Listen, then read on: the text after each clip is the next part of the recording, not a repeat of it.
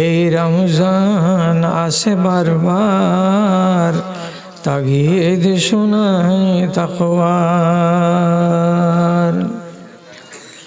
রোজা রেখে মারামারি হানাহানি করে, উপবাসে থাকে তারা সারা মাস ধরে। আল্লাহর দরবারে এই রোজা একেবারে, আল্লাহর দরবারে এই রোজা একেবারে হবে না কবুল, ক্ষমা পাবে না তো আর।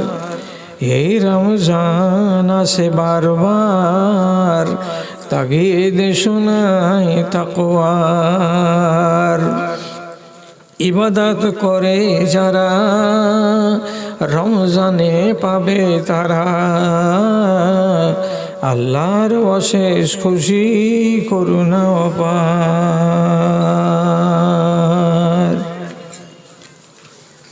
মাননীয় আজকের সভার সভাপতি সাহেব, সমবেত এই মহল্লার বিভিন্ন প্রান্ত থেকে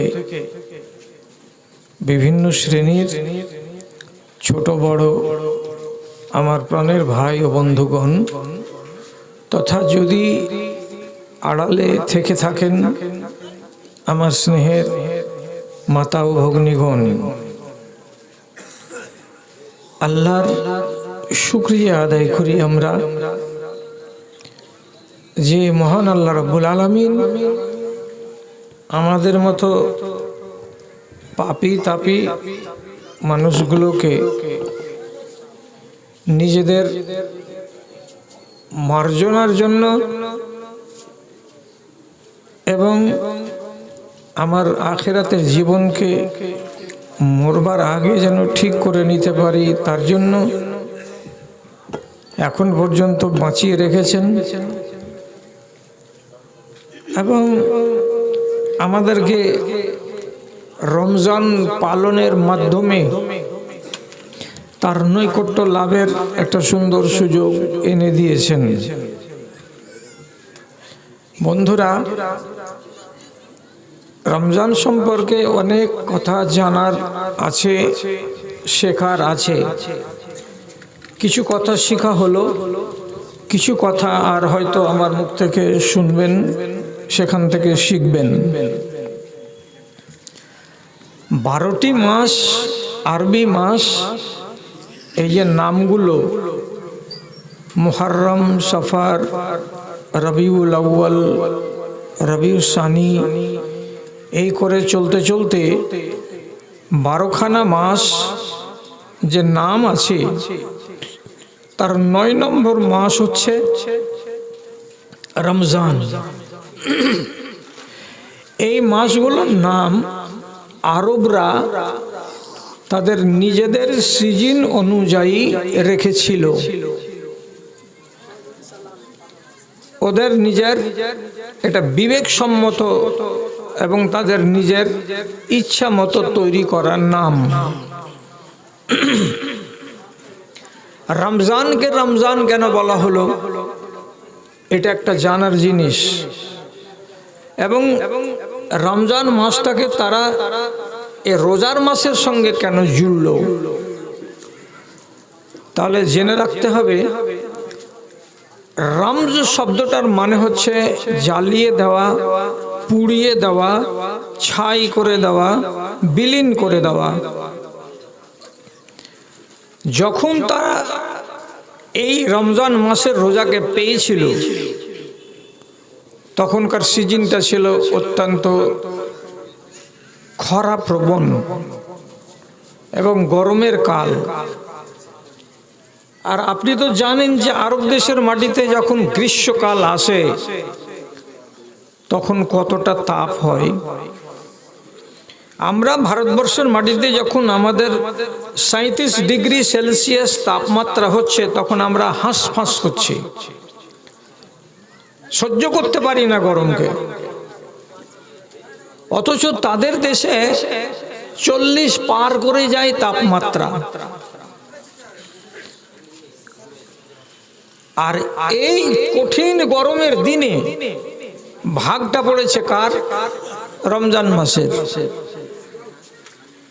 রমজান যখন পড়লো এই সময়টাতে ভাগে, তো মাসের সাথে আপনি মিলিয়ে দেখেন আর পরিবেশের সাথে আপনি মিলিয়ে দেখেন, জ্বালিয়ে দেওয়া, পুড়িয়ে দেওয়া, ছাই করে দেওয়া, এর মানে কি যে এই মৌসুমে মাঠে ময়দানে যত ছোট ছোট গাছ থাকে, লতা থাকে, পাতা থাকে, এগুলো সব জড়ো জড়ো হয়ে যায়, শুকিয়ে যায়, মরে যায়, এমনকি মাঠ সাফ হয়ে যায়। তাহলে রমজানের সাথে এর সম্পর্ক কি? রমজানের সাথে সম্পর্ক হলো এই, যেমন এই মাসটি দেশের মাটি থেকে লতা পাতা, ছোট ছোট গাছ গাছড়াকে জ্বালিয়ে পুড়িয়ে সব শেষ করে দেয়, মাঠকে পরিষ্কার করে দেয়, তেমনি এই মাসের রোজাকে যদি নিষ্ঠার সাথে একজন মানুষ পালন করে, তাহলে তার সকল প্রকার পাপ, অনাচার, অবিচার, জুলুম, বর্বরতা, চুরি, ডাকাতি, রাহাজানি, ছিনতাই, যত রকমের পাপ আছে সমস্ত রকমের পাপ থেকে যেমন জ্বালিয়ে পুড়িয়ে একটা জিনিসকে পরিষ্কার করা হয়, তেমনি ওই বান্দাকে যেন জ্বালিয়ে পুড়িয়ে পরিষ্কার করে দেয় এই মাসের রোজা। তার জন্য এর নাম এলো রমজান। পরবর্তীকালে আল্লাহ রাব্বুল আলামিন এই নামটাকে কোরআন মাজিদে উল্লেখ করে দিলেন। দেওয়ার পরে এই মাসটার এবার কি হয়ে গেল? 4 চাঁদ লেগে গেল মাসটার নামে, যে রাখলো ওরা। আবার কোরআন মাজিদে আল্লাহ রাব্বুল আলামিন তার নাম দিলেন, দিয়ে বলছেন শাহরু রমাজান আল্লাযী উনজিলা ফীহিল কুরআন।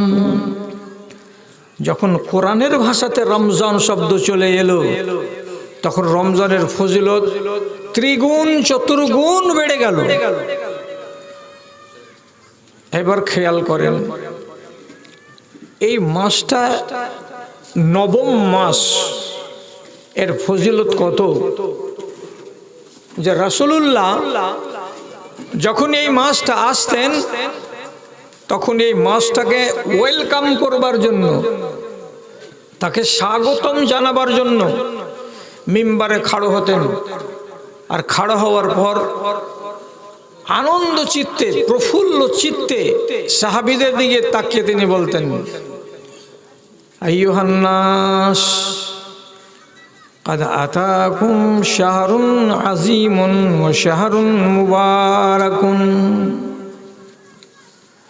ও লোকেরা, তোমাদের সামনে একটা মহান মাস চলে এসেছে, তোমাদের সামনে একটা পবিত্র মাস এসে হাজির হয়েছে।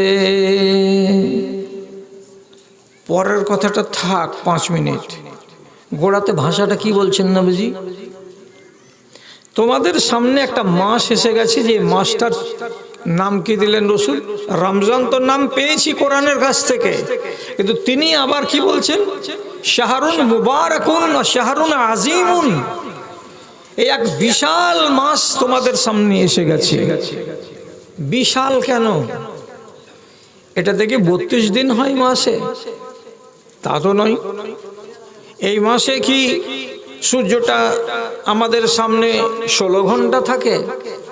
তাও তো নয়। তাহলে কি বিশাল কেন বলা হলো? বিশাল কথাটাকে যদি নিয়ে আজকে আলোচনা করতে যাই, তাহলে একটু দরকার আছে আপনাদের শেখা, আপনাদের জানা। যেটা জানেন সেটা আল্লাহর রহমতে ভালো জেনে রেখেছেন, যেটা জানেন না সেটাকে জানেন, আর জানার পরে নিজেকে সমৃদ্ধ করেন। তাহলে আজিম কেন হলো? একটা আমি আপনাকে বলি, আপনারা যখন ইমাম সাহেবদের কাছ থেকে খুতবা শুনেন তখন শুনেছেন, আর নিজেরা যারা কোরআন তেলাওয়াত করেন তারাও জানেন। একটা আয়াত পড়ছি, খেয়ালে আসছে কিনা? আল্লাহ তাআলা বলছেন সুহুফে ইব্রাহিম ওয়া মূসা। এর মানে কি? আমি কিতাব দিয়েছিলাম ইব্রাহিম আলাইহিস সালামকে, আমি কিতাব দিয়েছিলাম মুসা আলাইহিস সালামকে, আমি কিতাব দিয়েছিলাম দাউদ আলাইহিস সালামকে, আমি কিতাব দিয়েছিলাম ঈসা আলাইহিস সালামকে, আমি কিতাব দিয়েছিলাম আসমান থেকে আখিরি নবী মুহাম্মদুর রাসূলুল্লাহ সাল্লাল্লাহু আলাইহি ওয়াসাল্লামকে। তাহলে এতটি নবীর কথা পেলাম যে তারা কিতাব প্রাপ্ত হয়েছেন। মুসনাদে আহমদের সহিহ হাদিসের ভিতরে পাওয়া যাচ্ছে আল্লাহ পাকের নবী বলেছেন যে ইব্রাহিম আলাইহিস সালাতু ওয়াস সালামকে যে কম, এটা খুব বিশাল মোটা কিতাব ছিল না, এটা চুটি কিতাব, এটা পুস্তিকার মতো, এটাকে আল্লাহ তাআলা বলেছেন সাহিফা। ইব্রাহিম নবীকে যে সাহিফা আল্লাহ রাব্বুল আলামিন দিয়েছিলেন সেটা আসমান থেকে নাজিল হয়েছিল রমজান মাসের প্রথম দিন গিয়ে রাতে। খেয়াল করলেন কথা? তাহলে প্রথম রমজানের দিন নাজিল হচ্ছে কোনটা? তো ইব্রাহিম নবীর সাহিফা বা কিতাব। তারপর এটা আপনাকে শিখতে হবে যে এরপরে হযরতে মুসা আলাইহিস সালাতু ওয়াস সালামের উপরে নাজিল হলো তাওরাত। তিনি তাওরাত পেলেন কবে? হাদিসে উল্লেখ খালাত লিসিত্তিন মিন রমজান, রমজান মাসের 6টা দিন গত হয়ে সপ্তম যেটা রাত, সেই রাত্রিতে রব্বুল আলামিন নাজিল করলেন তাওরাতকে নবী মুসা আলাইহিস সালাতু ওয়াস সালামের উপরে। এটাও রমজান। তারপরে আল্লাহ রাব্বুল আলামিন 13 রমজানের দিন গিয়ে রাতের বেলায় নাজিল করলেন হযরতে ঈসা আলাইহিস সালামের উপরে ইনজিল শরীফ, এটাও রমজান মাসে। আবার বলি হযরতে দাউদ আলাইহিস সালাতু ওয়াস সালামের উপরে আল্লাহ তাআলা কিতাব নাজিল করলেন জাবুর, সেটা 16 রমজান গিয়ে 17 যেটা রোজা আসছে সেই রাতে, এটাও রমজান।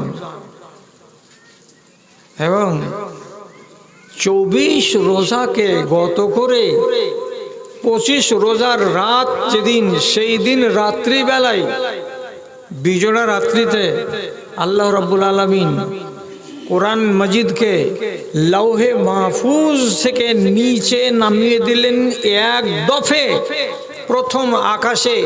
সেই জায়গাটার নাম হলো বাইতুল উজ্জা, ইজ্জা, ইজ্জাতের জায়গাতে রব্বুল আলামিন রেখে দিলেন এনে, এবং জিবরিলকে বলা হলো 23টি বছর ধরে বিভিন্ন ক্ষেত্রে, বিভিন্ন প্রয়োজনে, বিভিন্ন সময়ে এখান থেকে আয়াতকে নাও আর নবী মুহাম্মদ সাল্লাল্লাহু আলাইহি সাল্লামের উপরে গিয়ে নাজিল করো বা তার কাছে পৌঁছে দাও।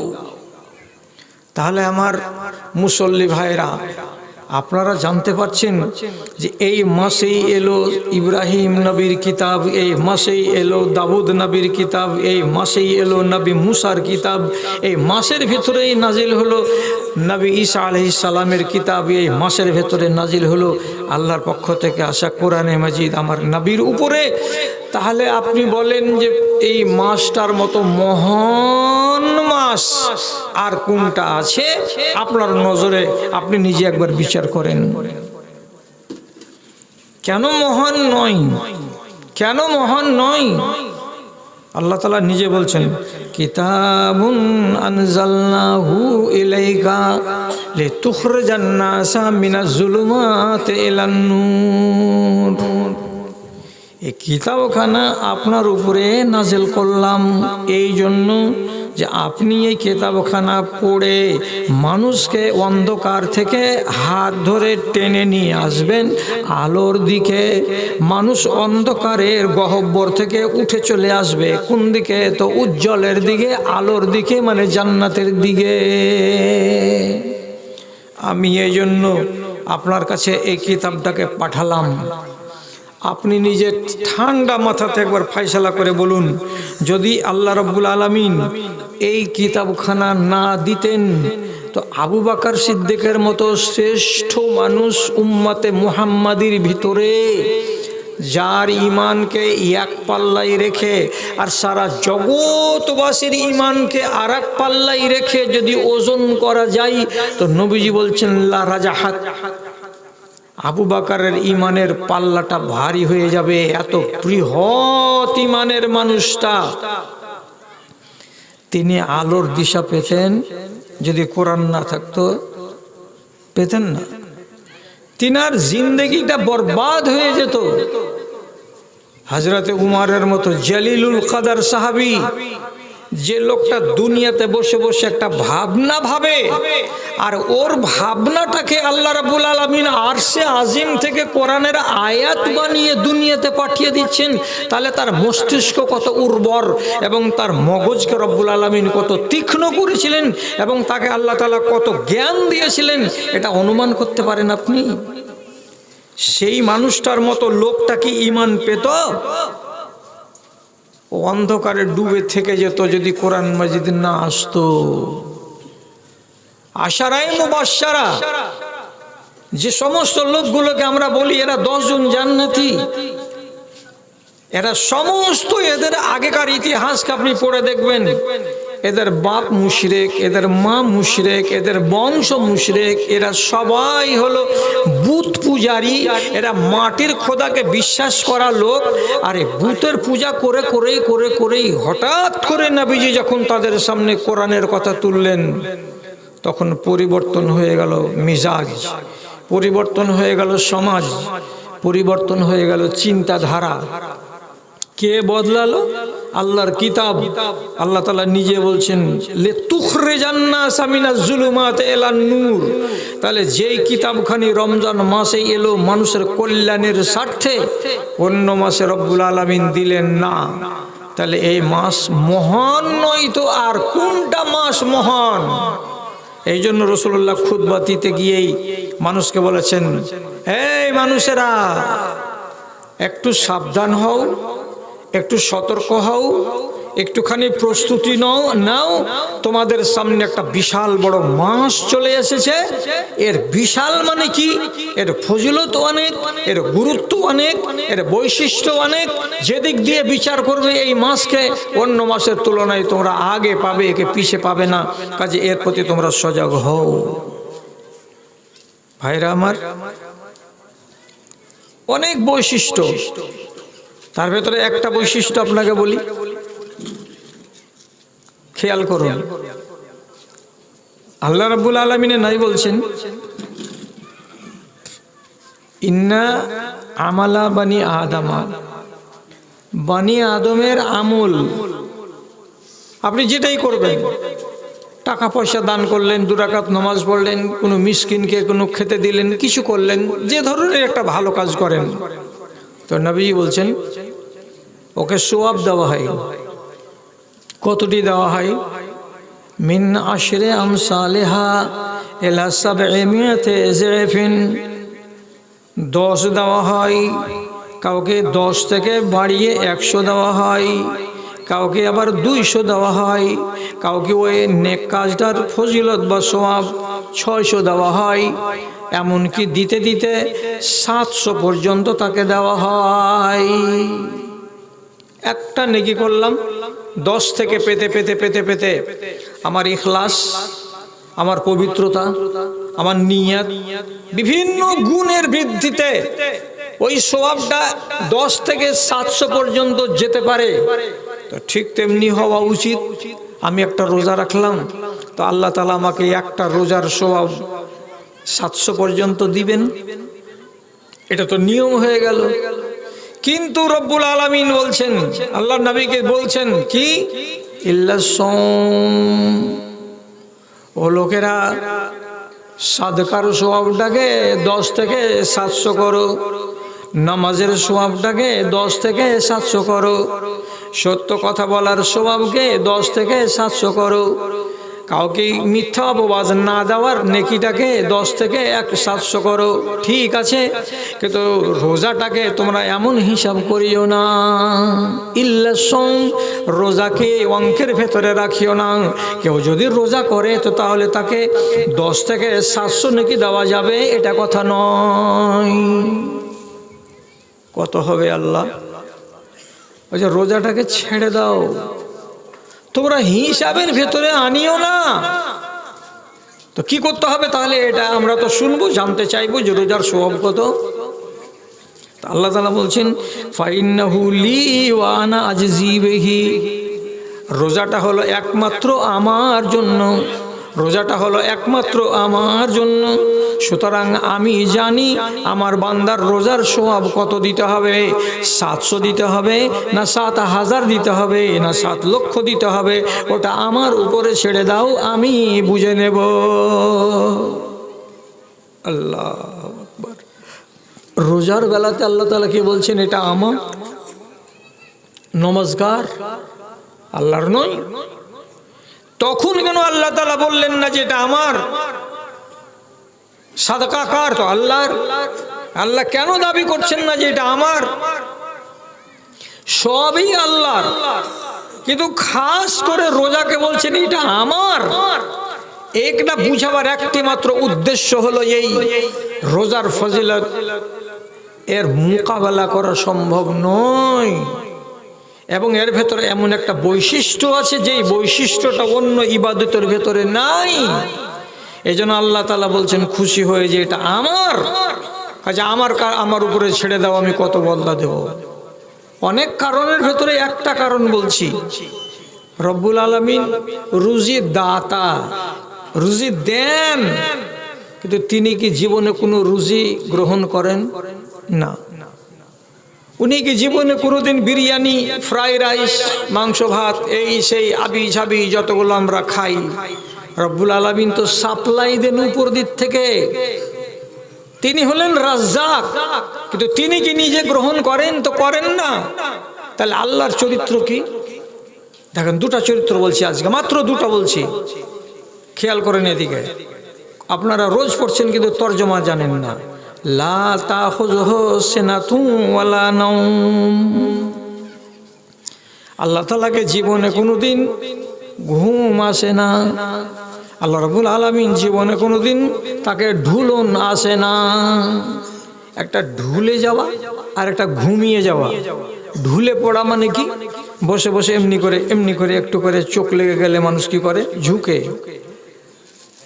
আল্লাহকে এটাও হয় না। এবং আমি যেমন লম্বা পা করে ঘুমিয়ে যাই, অঘোর ঘুমে জ্ঞান থাকে না, অঘোর নিদ্রাতে যখন আমি লুটিয়ে পড়ি তখন আমি পরম সুখে সুখী হই, সে ঘুম আল্লাহ রাব্বুল আলামিনকে আসে না। দুটো সিফাত আল্লাহর চরিত্র দুটো। আর একটা চরিত্র আল্লাহ তাআলা শিখে রাখেন, রব্বুল আলামিন জীবনে কোনোদিন আহার করেন না। আল্লাহর পানাহার নেই, আল্লাহ তাআলা পানি পান করেন না, আল্লাহ রাব্বুল আলামিন কোনো খানা পানি সেবন করেন না। তাহলে আল্লাহর একটা বিশেষ বৈশিষ্ট্য যে তিনি রুজি গ্রহণ করেন না।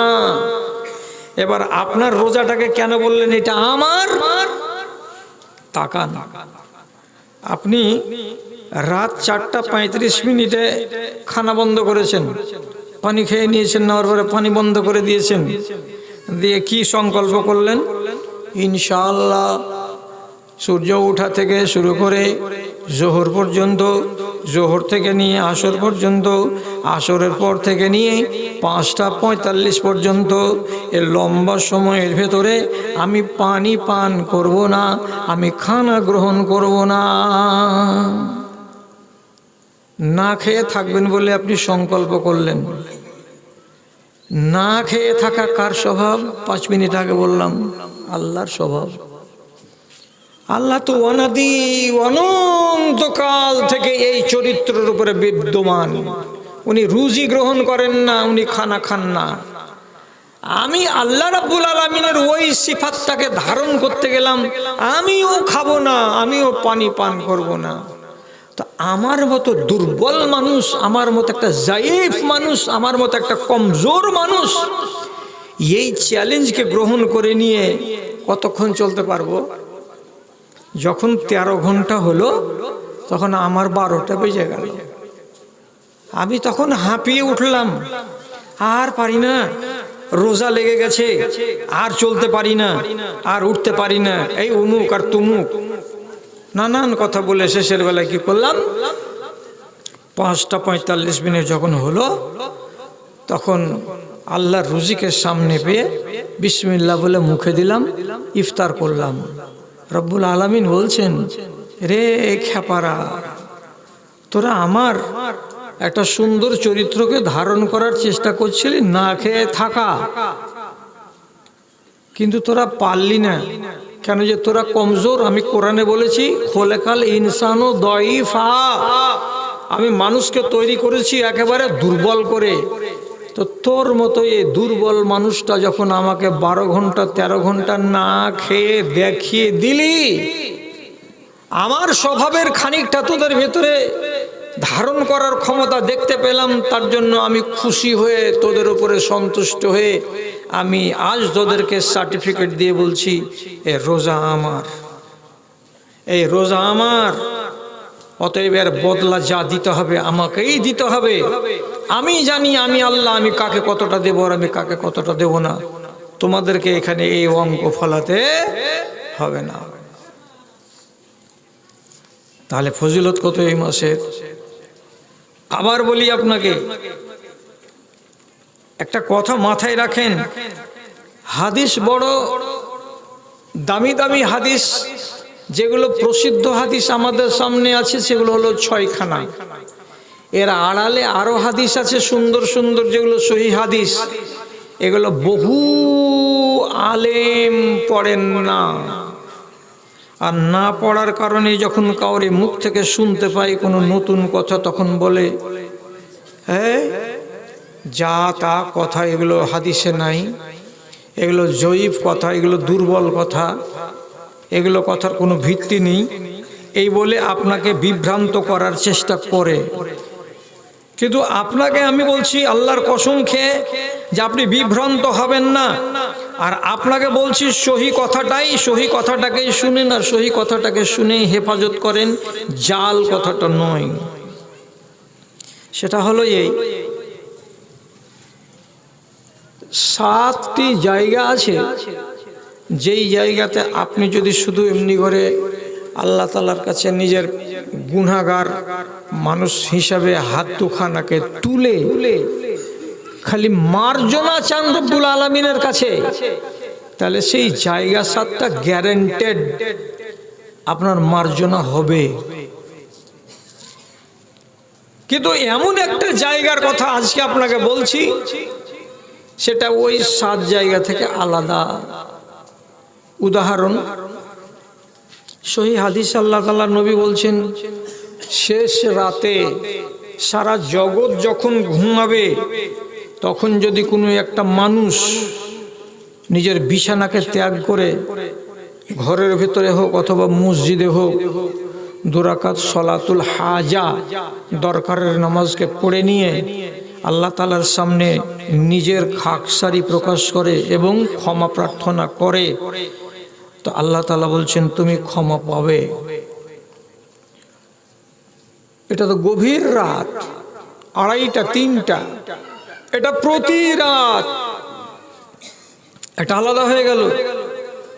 আর একটা বলি, কাবা শরীফের ছবি দেখবেন মোবাইলে, দেখবেন পূব দিকের দেয়ালে এতটা উঁচু পরিমাণ জায়গাতে একটা সোনার পাল্লা লাগানো, কপাট লাগানো, জানালার মতো দেখতে লাগবে, তার নাম হলো মুলতাজাম।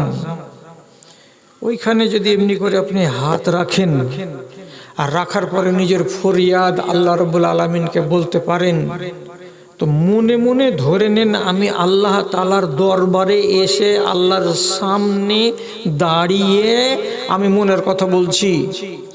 সুতরাং গ্যারেন্টি যুক্ত কথা যে আপনার ওইখানে মাগফিরাত এবং আপনার কামনা পূর্ণ হবে। সবটি বলবো না, খালি আপনাকে নিজের মনের কথাটা বলার জন্য এইটি শুধু ভূমিকা স্বরূপ বলছি।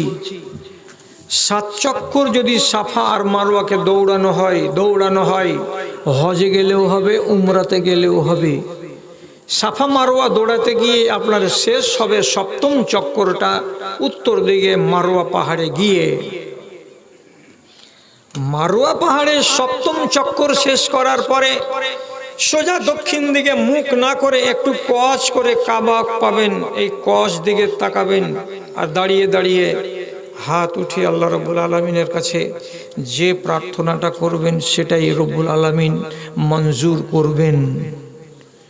এখানে তো আপনাকে 1 লাখ টাকা খরচ না করলে তো ওই জায়গায় যাওয়া যাবে না। মিনার মাঠে পাথর মারতে হয় বুতকে, 3 নম্বর বুতের কাছে পাথর মেরে দেওয়ার পর আপনি দীর্ঘ সময় ধরে ওইখানে দাঁড়িয়ে দাঁড়িয়ে মুনাজাত করবেন। আপনার গ্যারেন্টি যুক্ত এগুলো মুনাজাত আল্লাহ কবুল করবেন।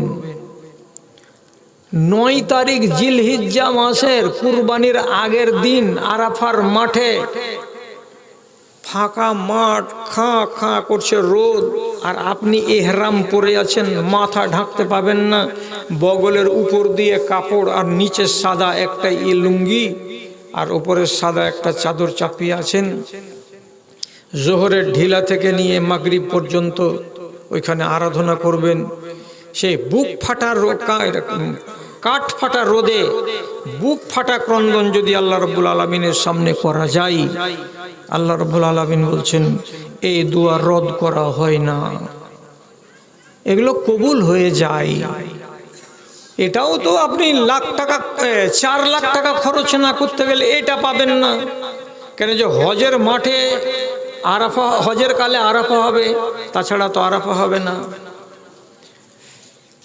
তাহলে আমাদের মতো যারা গরিব শরীফ মুসলমান, আমরা কি একটা সুযোগ থেকে বঞ্চিত হব?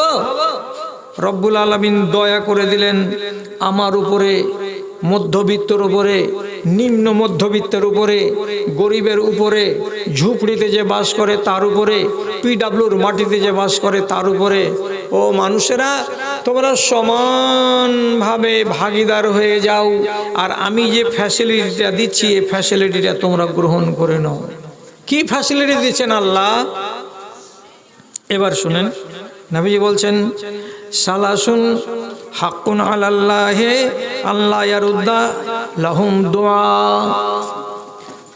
3 জন মানুষ এমন আছে যেই 3 জন মানুষের ডাক বা 3 জন মানুষের দোয়া আল্লাহ রব্বুল আলামিন কোনোদিন ফেলে দেন না, কখনোই ফেলেন না।